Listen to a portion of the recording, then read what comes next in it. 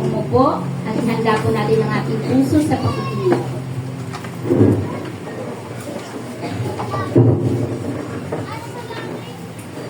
Mapagpalang umaga po sa ating lahat. Good morning po. Pakibati po yung kasabi natin ng magandang umaga. Yan, salamat po sa Lord. Palakpakan po natin ang Panginoon po sa oras po na ito. Handa na po ba tayo makinig ng salita ng Diyos sa umaga po na ito?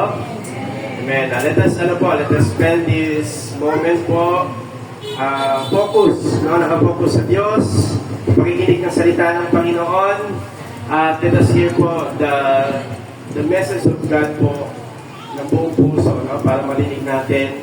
Alam ko po, meron pong mensahe po si Lord sa umaga po sa atin, sa bawat isa po sa atin, and may part tayo para marinig yon, para matanggap yon, which is our attention, our focus with the Lord. Kaya let us give time fully sa ating Diyos sa umaga po na ito. Ayan po, tayo po ay nagpapatuloy dito sa ating pag-aaral sa aklat po ng mga ngaral. Okay? This morning po ay sa chapter 3 na po tayo. Chapter 3. Actually, sabi ko nga po sa inyo, 6 po na message po ito na kinuha natin dito sa aklat po ng mga ngaral. Okay? And itong chapter 3 po, isa po sa pinaka common or nababanggit po na talata po sa Bible, pinakasikat na chapter or verse dito po sa aklat ng mga ngaral, na binasa po natin kanina. And this morning po, ang title po natin is how to use our time in life. Now, how to use our time in life. Paano natin ginagamit ang oras sa buhay. Kung mapapansin po natin, in the previous Sunday po, ang mga title po natin is puro patanong. It's life worth living, what matters in life, anong mahalaga sa buhay. At ngayon po, patanong pa rin, how to use our time in life. Because po, habang inaaral po natin ito, gusto ko po magkaroon po tayo ng evaluation sa sarili nating buhay. Kung paano ba natin sinasapamuhay po ang nag-iisang buhay na pinagkaloob sa atin ng ating Panginoon. Kaya tayong lahat po muna ay sandali yung mukha at manalangin. Aming Diyos, sa oras na ito, tinataas po namin ang aming pag-aaral ng iyong salita, Panginoon. Hiniling po namin, O Diyos, na bigyan niyo po kami, Lord, ng tenga, Panginoon, at puso, bukas na puso, Lord, to hear your voice, your message of God, clearly, Panginoon, sa umaga na ito. Sa tulong ng iyong banal na Espiritu, ay maunawaan namin, Panginoon, ang mensahe niyo po sa bawat isa po sa amin. May iba-iba kami mga pinagdaanan, sitwasyon sa buhay, and kayo po ang lubos nakakaalam kung paano niyo po kami kakausapin, Panginoon. Lord, override my preparation, and nawa, Panginoon, hindi po ang aking sinasabi, kundi, Lord, yung mensahe niyo po ang mangusap sa bawat isa po sa amin. Salamat po. May the meditation of my heart and the word of my mouth be pleasing to you. In Jesus' name, amen and amen. Palakpakan po natin ulit si Lord po. Okay, now, paano natin ginagamit ang ating oras sa buhay? Alam niyo po, yung time is a gift from God. Regalo po ito ng Panginoon sa atin. Ang time po is the great equalizer. Ano ibig sabihin ng great equalizer? Ang oras po ay merong oras ang mga mayayaman, meron din po oras ang mga mahirap. Parehong merong oras ang bawat isa po sa atin. Sino ba dito ang merong 25 hours a day? Wala, di ba? Lahat tayo ay, ang meron tayo ay 24 hours a day. And ang oras din po ay hindi natin ito kayang ibalik. Di ba? Pag lumipas na yung oras, hindi mo na kayang ibalik yon. At ang oras din po, hindi natin kayang bilhin. Hindi natin kayang makamtan sa sarili natin. Yun po ang katotohanan patungkol sa oras. The only thing that we can do sa oras po, sa time, is to use it. Yun po ang pwede nating magawa lang sa oras. Hindi natin kayang bilhin, hindi natin kayang ibalik, kundi ang kaya lang natin gawin po sa oras ay gamitin. Kaya po sa umaga na ito, let us reflect, no? Paano ba natin ginagamit yung oras na pinagkaloob sa atin ng Panginoon? Alam niyo po, para malaman natin kung paano natin magagamit ng tama yung oras, kailangan muna natin maintindihan kung sino ang nagbigay ng oras at kung gaano po ito kahalaga sa buhay po natin. Because gagamitin natin yung oras, no, dahil alam natin na hindi tayo ang nagkakaloob ng oras na ito, regalo lang sa atin ng Panginoon ito, at gagamitin natin yung oras ng tama dahil alam natin na mahalaga po ang oras. Alam niyo po kung paano po natin ginagamit ang oras natin ngayon, yung panahon natin ngayon, ay malaking epekto po ito sa darating na bukas. After 1 year, 5 years, 10 years, kung paano mo ginagamit ang oras mo ngayon, may malaking epekto po yan sa darating na bukas. Kung paano mo pinapamuhay yung oras mo ngayon, after 10 years, meron kang aanihin kung paano mo ginamit ang oras. Kaya napakahalaga po ang oras po. Bago tayo magpatuloy po sa inyo, no, sa oras na ito, ano po yung favorite season natin sa buong taon? Maybe for some of us, December, no? Malapit na magpasko, no? December kasi masaya, makulay ang Pasko, may mga regalo, and may mga bonuses, no? Sa mga nagtatrabaho. Okay? Sino dito ang excited na sa Pasko? Wala. Isa lang ang may excited sa Pasko. Okay, maybe for some of us, katulad po ni Marco, siya lang excited sa Pasko, siya lang. Okay? Maybe, for some of us po, ang favorite season natin sa taon ay rainy days. By the way, sa ibang bansa, ang season nila, 4 season, di ba? Spring, summer, fall, and winter. Sa atin naman po, ilan bang season tayo? Dalawa ba? Sa atin po, 4 din. Hot, very hot, rainy, and very rainy. Okay. Sa atin po, 2 lang. Tropical country tayo, 2 lang ang season natin. Pero sa iba, is merong 4 po. Pero sa atin, marahil, ang favorite season natin sa isang taon, ito, rainy season. Sa mga estudyante, baka favorite natin to kasi pag malakas ang ulan, may bagyo, walang pasok. Kaya favorite natin yun, diba? Sa bahay lang tayo. Pero sana, ano ba gusto nyo? Maaga yung announcement or late? Maganda late para nakuha nyo na yung bawon nyo, tapos, okay, joke lang. Okay, and maybe for some of us, summer season, no? Excited tayo mag-summer kasi gusto natin pumunta sa beach, no? Mag-swimming at mag-relax po tayo. Alam niyo po, yung season, we cannot control season. Hindi natin kayang pigilan ang season, panahon. Hindi natin kayang pigilan. Sino ba dito ang pinigilan niya yung Pasko? Pipigilan ko yung Pasko, pipigilan ko yung Tag-ulan, pipigilan ko yung summer. Walang tao kayang pigilan yung Pasko. Or yung season. No? Season is unavoidable. Season is unstoppable. Alam niyo po magagawa niyo lang sa season? Is paghandaan yung season. Yakapin yung season. At i-enjoy yung season. Maybe for some of us, ayaw natin ng Pasko kasi meron tayong bad memories ng Pasko. But we cannot deny, we cannot stop na magkaroon ng Pasko. Okay? Ganoon din po yung ating topic po ngayon. No? Sabi ng Bible sa atin, for everything, there is a season. A time for every activity under heaven. Sa bawat bagay ay may kapanahunan at panahon sa bawat bagay sa silong ng langit. Sa Bible po, mayroong 2 uri ng oras or panahon. Yung tinatawag po natin na Chronos at Kairos. Pag sinabi po natin Chronos is chronological time o pagkakasunod-sunod ng oras. Yun po ibig sabihin ng Chronos. Kaya chronology, di ba? Diyan ang galing yun. Pagkasunod-sunod, alas 9, alas 7, alas 9, alas 10, alas 11, pagkakasunod-sunod. Sunod na araw, sunod na taon, di ba? Yun po yung tinatawag natin na Chronos. And meron naman tinatawag na Kairos po.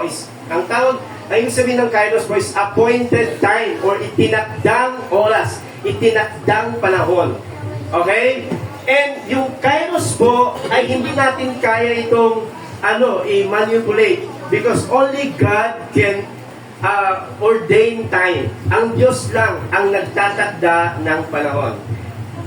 Kagaya po ng mga binanggit po dito sa Ecclesiastes chapter 3. Tingnan natin. Sabi dyan, may oras ng pagsilang at may oras ng kamatayan. May oras ng pagkatinim at may oras ng pag-aani. May oras ng pagpatay at may oras ng pagpapagaling. By the way, I underline yung word na pagpatay dyan, no? Kasi yung word na pagpatay po ay sa English po kasi is kill, no? A time to kill and a time to heal. Yung killing po, magkaiba po sa murder. Ang murder po kasi, yun po yung prohibited, pinagbabawal, no, ng Biblia. Do not murder. Ang killing po kasi, ay ito po ay minsan nagagawa pag ikaw po ay under ng obligation, katulad po ng mga pulis, ng mga sundalo, meron silang tungkulin na ginagampanan, minsan gumagawa sila ng pagpatay. No? Pero yung murder kasi, ang murder po is unjust taking of life. No? Yung hindi makatarungang pagkuha ng buhay. Yun po ang pinagbabawal mo sa Biblia. Okay? Kaya, yun po, in-underline ko lang, no? And sabi dyan, may oras ng pagsira, may oras ng pagpapatayo, pagluha, pagtawa, pagluluksa, pagdiriwang, pagkakalat ng bato, may oras ng pagtitipon, may oras ng pagsasama, at may oras din paghiwalay. Pero hindi ibig sabihin niya, no, na, oy, mag-asawa kasi hiwalay na. Maybe, ang sinasabi ni Solomon dyan is yung kamatayan, yung naghihiwalay sa kanila, dun sa pagsasama. Kasi, kung babasahin niyo po yung chapter 3, it's all about the temporal time and the eternal time. Merong hangganan ang oras po ng tao.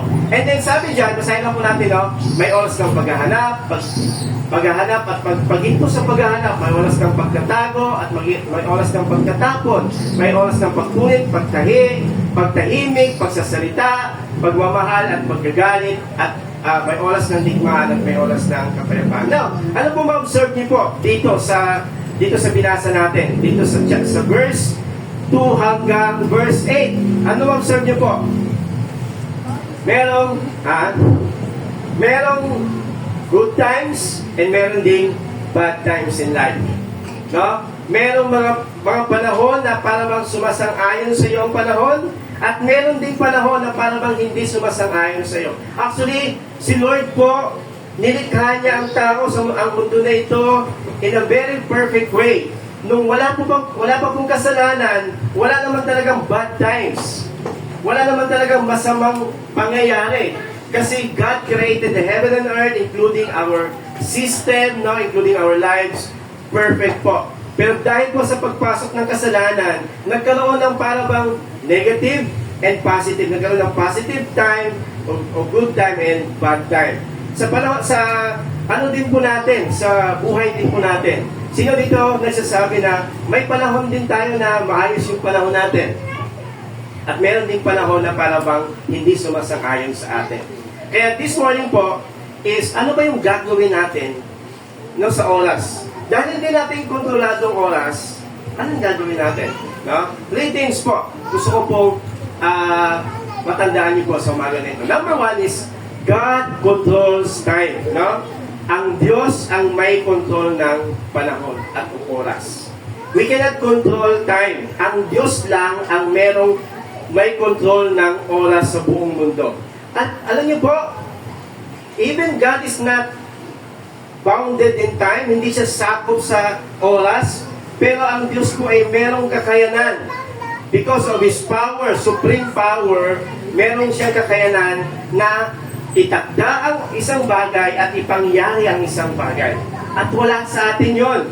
No? Kailangan natin maunawaan na si Lord lang ang merong control ng panahon dito sa mundo na ito. We cannot control. No?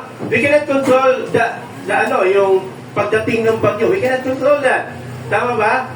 Wala pong merong kakayanan na kontrolin ang panahon. God only controls. And the good thing about God po is, hindi po si Lord nagmamadali. Hindi rin siya natataranta. Pag merong mga hindi magandang nangyayari sa panahon natin, hindi si Lord natataranta. Ano pa itong gagawin ko? Hindi. God controls. God ordained every event sa buong mundo po. And even po, in a very personal way, God ordained also yung mga pangyayari po sa buhay natin. In God's time, in God's power, wala pong aksidente sa Diyos. Especially po for us, no, na nagtitiwala sa Diyos. In God's time, in God's power, wala pong aksidente sa Panginoon. Lahat po yon ay nakabase sa Kanyang kapangyarihan, nakabase sa Kanyang kontrol. By the way, Pastor, ano ba yung sabihin ng, in the right time? No? There's time for every season. Alam niyo po, hindi ibig sabihin nito na, ay, meron akong plano, tapos kikilos si Lord doon sa plano ko.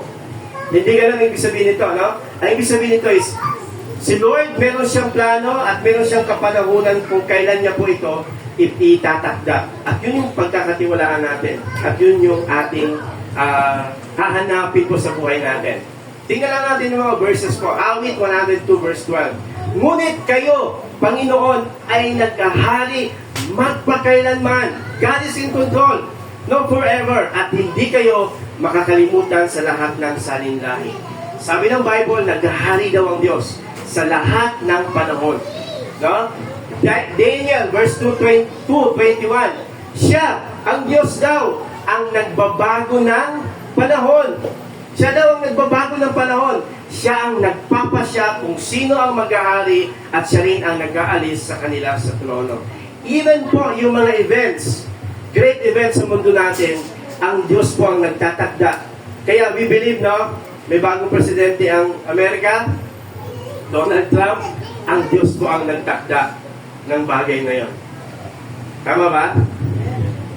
Wala pong pangyari sa buhay natin na hindi po sa kapahintulutan ng Panginoon. Okay?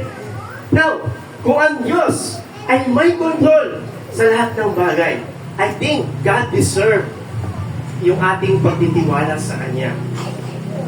Tama? Ibig sabihin, hindi natin kontrolado ang nangyayari sa mundo natin, kaya naman, ipagkatiwala natin yung buhay natin sa Diyos na merong kontrol ng lahat ng pangyayari dito sa mundo, sa buhay ko natin. Si Lord ang dapat nating pagkatiwalaan. Kaya pangalawang bagay po, God controls time. Ang pangalawang bagay, trust God's timing. Pagkatiwalaan natin ang Diyos at ang kanyang kaparaanan at kapanahunan. Okay? Sabi sa verse 11, actually yung verse 11, yun yung parang pinaka-highlight dito sa verse na to. Sabi sa verse 11, yet God made everything beautiful for its own time. Ganda, no? God has made everything beautiful for its own time. Si Lord, hindi lang daw may control sa lahat ng bagay, pero ang Diyos po ay ginagawa niyang maganda ang mga bagay-bagay sa kanyang kapanahunan. Kaya nga po sa buhay, no, alam niyo sa buhay, masarap hintayin yung kalooban ni Lord. Kasi yung kalooban ng Diyos, yun yung beautiful thing na pwedeng mangyari po sa buhay natin. No? Tama ba? Inintay ba natin yung kalooban ng Diyos na mangyari po sa buhay natin? Masarap po. Alam niyo po, I realize po sa buhay, no? Marami akong mga bagay na minadali din sa buhay. At nakita ko, parang hindi yun yung best na kaya ibigay ng Diyos. Pero may mga pagkakataon din po. Siyempre tayo, lagi tayo nagmamadali, di ba? Alam niyo po, may mga pagkakataon po na pag inintay mo yung bagay na yon, ibigay sa ni Lord. Sabi diyan, God made everything beautiful for its own time. Amen ba? Alam niyo, yung pagdating ko ng asawa ko, ano po, God made beautiful everything in His own time. Amen ba? Kaya, ganoon din po kayo, di ba? Sa pagdating ng inyong asawa, di ba? Sino dito ang talagang pinag-pray mo yung asawa mo, pinag-inintay mo talaga yan? Ha? Okay. Parang hindi kaya kasagutin. Okay? Kaya nga sa mga kabataan, sa mga bata, sa mga, alam niyo po, masarap hintayin yung kalooban ng Panginoon, inanda ng Diyos para po sa atin. Amen? Alam niyo, ang church na ito, every Sunday, palagi nating naririnig yung, ano yung palagi nating naririnig every Sunday dito sa church? Ha? Okay, very good, no? God is good all the time. God is good. Diba? Sabi doon, God is good all the time. All the time. Even yung mga bad times sa paningin natin, God is still good. Even po kahit po nasa parang mahirap na sitwasyon tayo, ang Diyos pa rin po ay mabuti. Naniwala ba kayo doon? Kaya pagkatiwalaan natin ang Panginoon. Pagkatiwalaan mo ang Diyos, kahit sa panahon na hindi mo maintindihan. Pero yung sitwasyon mo ba ngayon ay parang ang hirap intindihin? Bakit nangyayari sa akin to, Lord? Bakit parang hindi pa dumarating, Lord, yung pinagpipray ko? May mga bakit tayo sa buhay. Alam niyo po, pagkatiwalaan mo si Lord. Kasi merong perfect time ang Panginoon sa lahat ng bagay. Kaya sa buhay natin, mga kapatid, tingin po kayo dito, mga kapatid, no? Sa buhay natin, hindi naman natin kailangan intindihin lahat ng bagay. Ang kailangan lang nating maunawaan at alalahanin palagi, mabuti ang Diyos sa lahat ng pagkakataon. Amen? Sabihin mo nga sa katabi mo, mabuti si Lord. Sa buhay mo. May pera ka ba? Mabuti si Lord. Mabuti si Lord sa lahat ng pagkakataon. No?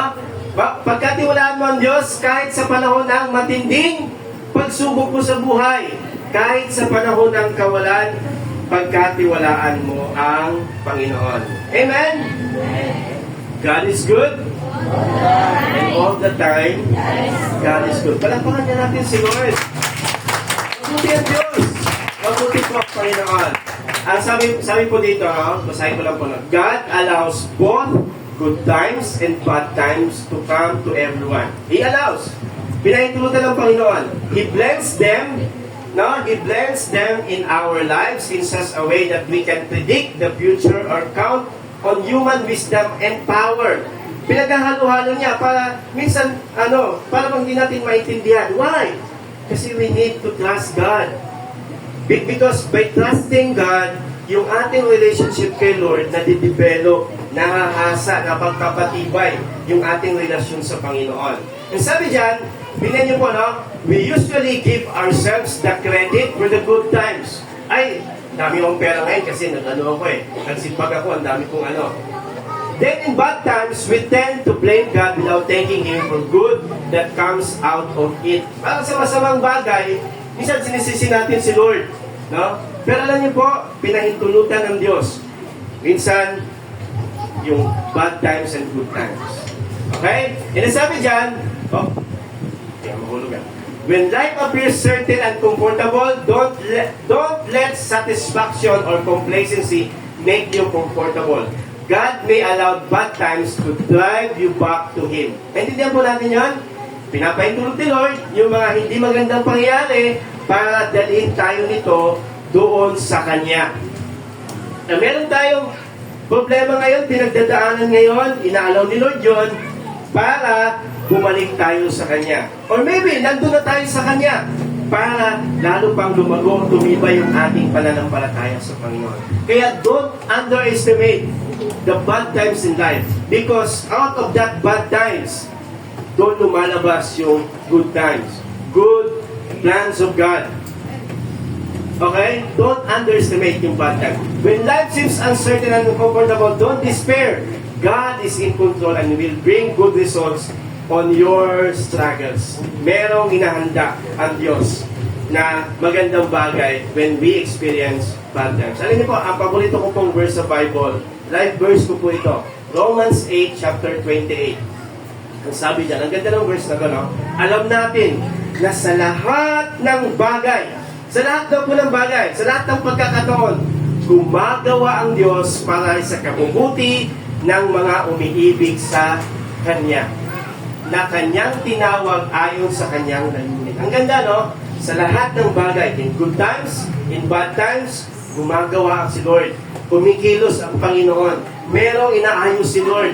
inaayos niya marahil yung puso natin, yung pananampalataya natin. Kung marahil piniprepare tayo ng Diyos para sa pagpapala ng pagkakaloob niya sa atin. At higit sa lahat po, ang pinaka-purpose ng verse na ito is inaalaw tayo ni Lord sa mga pagsubok sa buhay natin para lalo nating maranasan yung maging kamukha ng ating Panginoong Kristo. Yun po sabi sa verse 29 at verse 30 dyan, no? Kaya, si Lord, sa lahat ng bagay, gumagawa ang Diyos para sa kabubuti natin. Pero itong verse na to, matatanggap mo lang ito pag iniibig mo siya at alam mong tinawag ka sa kanyang layunin. Para bang sa gitna ng matinding problema, matinding pagsubok, sasabi mo, Lord, salamat Lord, kasi alam ko, meron kayong magandang plano sa akin. Lord, salamat Lord sa pinagdadaanan ko na ito, kasi Lord, alam ko, you can bring out the best out of this struggle, out of this situation. Kaya niyo pong ilabas. Kasi merong ginagawa si Lord. God is working. Amen? Amen ba? Sabihin mo ka sa katabi mo, kumikilos ang Diyos sa buhay mo. Sabihin mo, talaga ba? Talagang talaga kumikilos po ang Diyos. Alam niyo po kailan dumating ang Panginoon? Alam niyo po kailan dumating si Lord? Ha? Sabi ng Bible po sa atin, Galatians 4:4, ngunit nang dumating na ang takdang panahon, Kairos, isinugo ng Diyos ang kanyang anak sa mundo. God works in His time. Bakit hindi dumating si Lord nung panahon nila David? Panahon ng pagsakop ng mga Israelita ng Babylonia. Bakit? Bakit sa panahon ng mga Roma? Why? Because God works in His time. Merong inaayos si Lord. Merong inahanda ang Panginoon. Kaya pala dumating si Lord in the time of the Romans kasi okay na yung kalsada. At meron silang common language, yung Greek language. Ibig sabihin, pagpunta si Pablo dito, pagpunta si mga apostol dito, nagkakaintindihan sila. At merong Pax Romana, no? Merong Peace of Rome. Dati, before Roman Empire, pag pupunta ka doon sa isang lugar na yun, papatayin ka. O paano ka magbabahagi ng salita ng Diyos? God prepared the time, the events of life, of this lifetime. No? And pinadala ni Lord yung kanyang anak, bugtong anak, sa takdang panahon. Kaya pagkatiwalaan natin ng Diyos. Pagkatiwalaan natin ng Panginoon. Meron ka bang pinag-prepare ngayon? Meron ka bang hinihintay ngayon? Nandun ka ba sa sitwasyon na para bang, Lord, bakit ang tagal? Bakit ito nangyayari? Merong takdang panahon ng Diyos. Ang kailangan natin gawin is, isipin, Lord, mabuti kayo. Kahit dito sa aking pinagdadaanan. Amen ba? Amen. Palakpakan niya natin sa Lord po. God controls time. Trust God's timing. At ano po yung response natin? We must use time wisely. Gamitin natin yung oras ng tama. Okay? Wisely. Huwag natin gamitin ang oras na parang wala lang. Alam niyo po, sabi ko kanina, no? Ang oras, hindi mo na kayang ibalik, hindi mo kayang bilhin. Kaya habang may panahon, gamitin natin yung oras. Alam niyo, pinakamalagang oras is ngayon. Hindi yung noon, hindi yung bukas, hindi natin hawak yan. Yung noon, hindi natin magbabalik. Yung bukas, hindi natin alam kung nandun pa tayo sa kinabukasan. Ang pinakamalagang oras is ngayon. Kaya gamitin natin yung oras natin ngayon. Sabi ng Bible sa atin, encouragement ni Pablo sa atin, malapit na po matapos po, i-grabs po natin ito, no? 5 minutes na lang, oh. Kaya mag-ingat kayo kung paano kayo namumuhay. Huwag kayong mabuhay tulad ng mga mangmang, kundi tulad ng marunong, wise, na nakakaalam ng kalooban ng Panginoon, Diyos. Huwag ninyong sayangin ang panahon ninyo, ang oras ninyo. Gamitin nyo ito sa paggawa ng mabuti dahil maraming gumagawa ng kasamaan sa panahon ito. Gamitin daw natin. Sabi dyan, use your time. And then, huwag sayangin po. No? Kasi limited lang yung time natin dito sa mundo. Now, tatlong bagay. Paano natin gagamitin yung oras natin? Number one is, wisely, no? Don't waste your time. Don't waste it. Huwag mong sayangin. Be productive. No? Don't waste it. Be productive sa buhay natin. Anong pinakamahalagang oras? Ngayon. Be productive today. Gamitin mo ang oras mo ngayon, pagkakataon mo ngayon. Alam niyo mo, by the way, no, may mga pagkakataon na baka hindi na bumalik. Na hindi mo na maranasan. Kaya kailangan mong gamitin na today. Okay? Sabi nga nila, hindi habang panahon, may lakas, bata ka, kundi kung merong pagkakataon ngayon, gamitin mo. Don't waste it. Be productive. Alam niyo po, ang Pilipinas, proud ba tayo na ang Pilipinas ay top tayo sa paggamit ng social media sa yun yung mga pinag-ano natin proud tayo, yun yung pride natin, no? Kung ginagamit natin social media, mataas yung percentage natin, traffic tayo, corrupt tayo, yeah, proud of Pinoy ka. Alam nyo, nangungulat yung Pilipinas, no? Na paggamit ng social media, ng cellphone, no? Average of 8.5 every day. Every day. Sino dito gumagamit ng cellphone? 8.5 every day. Average. Pastor, wala yan. Kahit tulog, di ba? Ginagamit niya, no? Kahit niya, minsan sa CR, di ba? Ginagamit natin, no? Yung bang, sa kanansyan mo, tapos CR ka, tapos nakalimutan mo cellphone, tapos, para, okay. Yun ang natin, na number one tayo. Pero alam niyo po, gamitin natin yung oras natin. Hindi ko sinasabi po na mali po ang mag-cellphone. Hindi natin sinasabi na gano'n. No? Pero, we should be mindful po na kailangan natin maging productive po sa ating oras. Gamitin natin sa pagpapalago ng ating spiritual life yung oras natin. Maglaan tayo ng oras sa pag-spend ng salita ng Diyos at sa pagpananalangin. Tingnan niyo po mabuti. Ilang oras ang meron tayo sa isang araw? 24 hours. Ilang oras ang nagagamit natin sa prayer and pagbabasa ng Bible? 1 hour. 1 hour?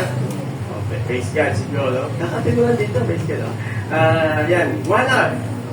1 hour, di ba?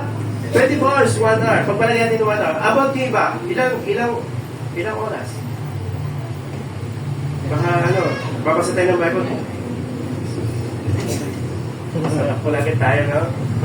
Gamitin na natin sa pagpapalago ng ating spiritual. Kaya pag dito, habang by the way, yung pagsamba natin, ilang oras?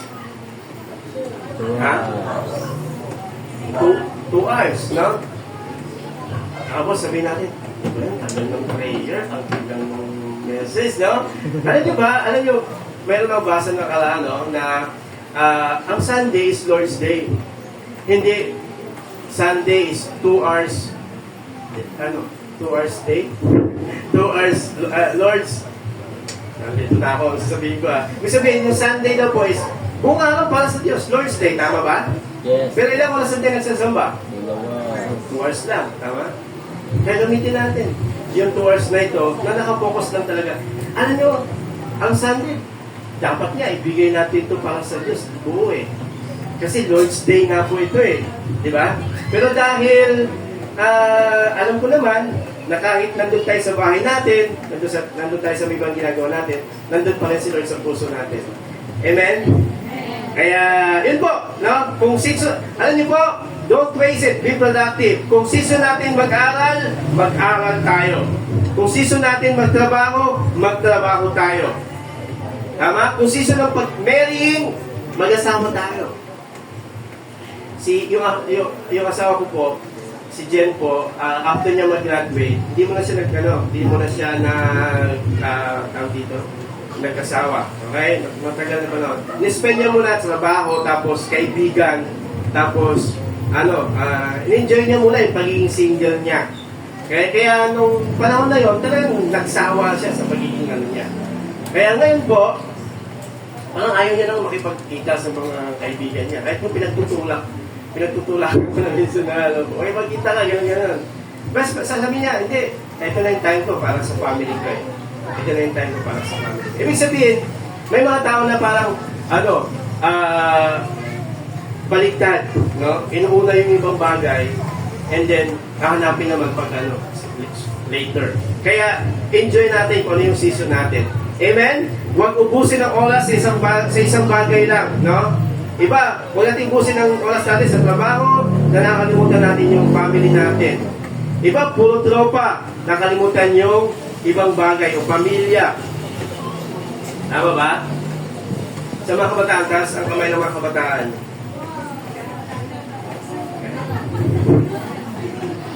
Taas na! Bata tayo dito. Okay? Bata pa tayo. Alam niyo po, sa mga kabataan, alam niyo po, lubusin natin yung time natin with our parents. Habang kasama natin ang mga magulang natin, maglaan tayo ng oras sa ating mga magulang. Amen? Pag meron tayong mga alis kasamang magulang, huwag natin, wala akong gagawin dun. Wala akong gagawin. At least nakasama mo. Bakit? Kasi po, hindi mo na mababalik ang oras. Mabilis lang ang oras. Tama? Alam niyo po, kaya, yun po, don't waste it, don't mismanage it. Huwag mong i-mismanage yung oras. Ibig sabihin, maging balanse ka sa paggamit ng oras. Bakit po? Kasi hindi na bumabalik yung oras. Mabilis lang ang oras.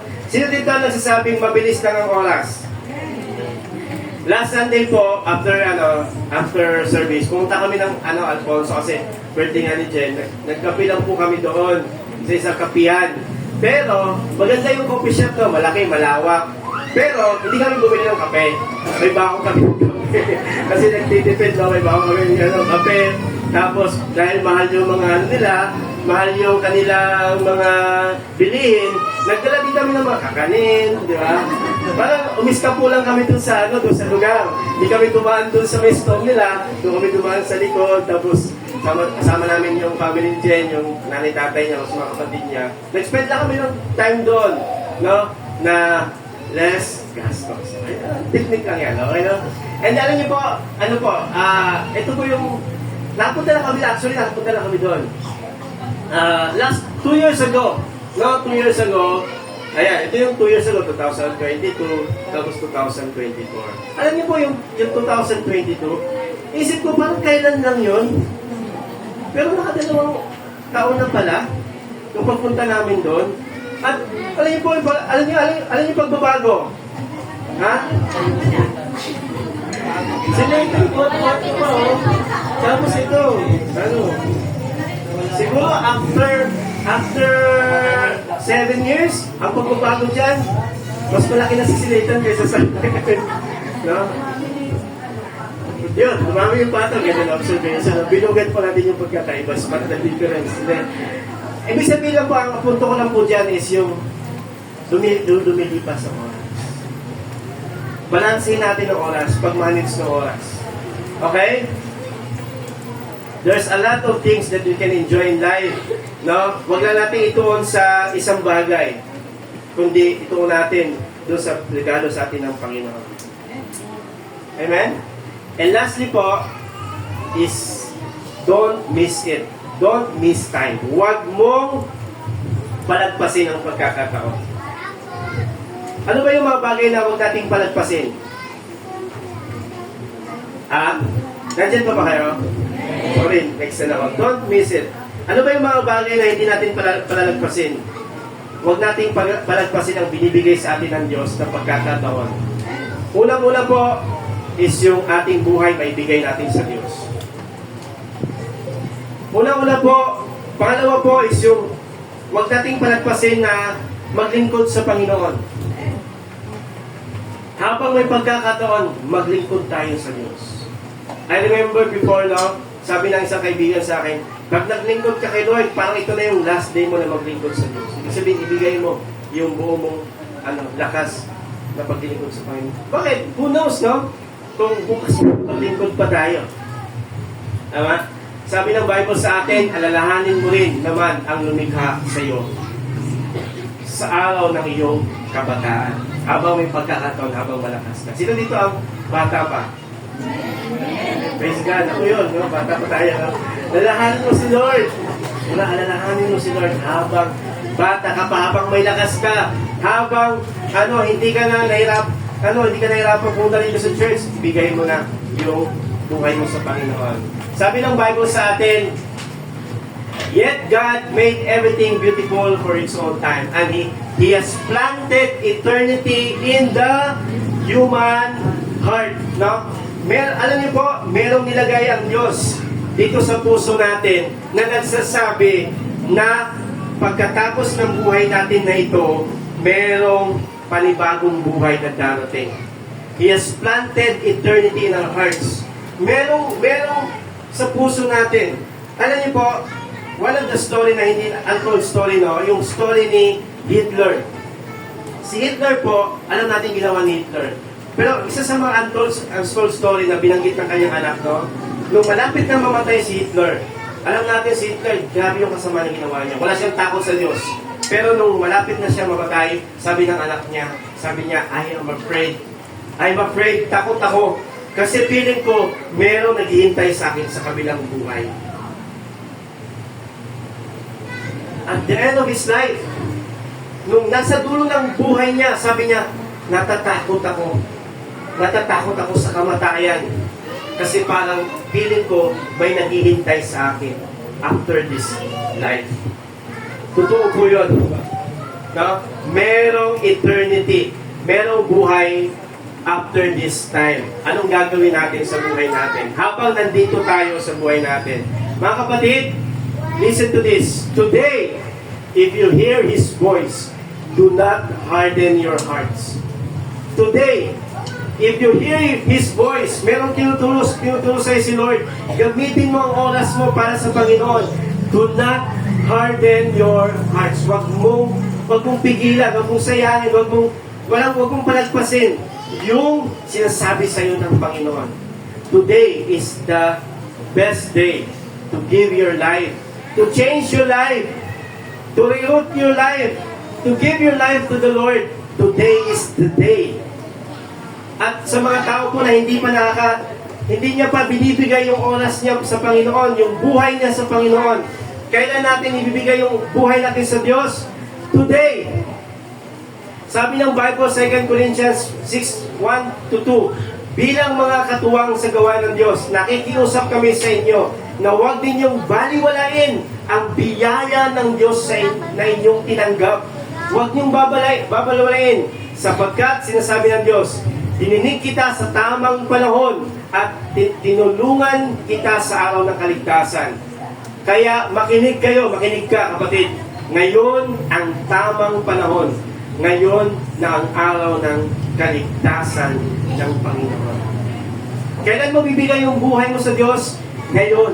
Kailan ka maglilingkod sa Diyos? Ngayon. Huwag mong sayangin yung pagkakataon. Ibigay natin sa Diyos yung buhay natin ngayon. Amen? Palapakan po natin si Lord. Hindi po tayo sa kaniyong mukha at manalangin. Yes, Lord, sa oras na ito, Lord, salamat po. Pinagkalooban niyo po kami na nag-iisang buhay na ito. At bilang nabubuhay dito, Panginoon, sa mundo, meron kayong oras na tinakda sa amin.